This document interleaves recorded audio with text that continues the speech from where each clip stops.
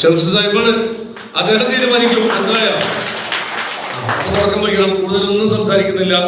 കാലിലേക്ക് കടന്നു വരുമ്പോ എന്റെ വീട്ടിലേക്ക് കടന്നു വരുന്ന പ്രതീതിയാണ്. ആ ഒരു സ്നേഹം സന്തോഷമാണ്. ഇല്ലേ? സാഹിബിനോട് ഞാൻ ജില്ലാ പ്രസിഡന്റ് വയ്യാണ്ടിരിക്കുന്ന ആളെ അത് കെട്ടിപ്പിടിച്ചോണ്ടിരിക്കും ഭയങ്കര സുഖമാറി. ഇല്ലേ?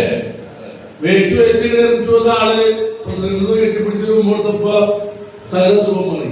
അല്ലാണ്ട് മരുന്നേച്ചിട്ടാണ് അസുഖമാരി യാതൊന്ന് എങ്ങനെ പരീക്ഷ അസുഖമാരിയത് ഇല്ല. പ്രസിഡന്റ് കെട്ടിപ്പിടിച്ചൊരു ഉമ്മ കൊടുത്ത് അപ്പൊ എല്ലാം മാറി. ഇതാണ് സ്നേഹം. ആണോ സാഹിബ്? അതൊരു ആവശ്യം വരുമ്പോ സന്തോഷത്തിലും സ്നേഹത്തിലും ഈ നമ്മള് ഭദ്രം പദ്ധതിയില് ഈ കല്യാണത്തിന് കുട്ടികളുടെ കല്യാണത്തിന് കാശ് കൊടുക്കാന്ന് പറഞ്ഞിരുന്നില്ല. കുറച്ച് കാശ് കൂടുതലും അതിനകത്ത് വന്നു. കൂടുതൽ വന്ന കാശ് അതിൽ വെച്ചോണ്ടിരിക്കുന്നില്ല. അപ്പൊ എന്തോ തീരുമാനിച്ചു കുട്ടികളുടെ കല്യാണത്തിന് 1 ലക്ഷം രൂപ വെച്ച് കൊടുക്കാം. അപ്പൊ നമ്മൾ വിചാരിച്ച് മാസം ഒരു 10 വെച്ച് കൊടുക്കാം. അപ്പൊ 10 ലക്ഷം രൂപ 10 ലക്ഷം രൂപ മാസം അതിനകത്ത് ബഡ്ജറ്റ് ഉണ്ട്. അത് കഴിഞ്ഞ് നിർത്തുന്ന സമയത്ത് കഴിഞ്ഞ ഡിസംബറിയോ 59 കല്യാണം.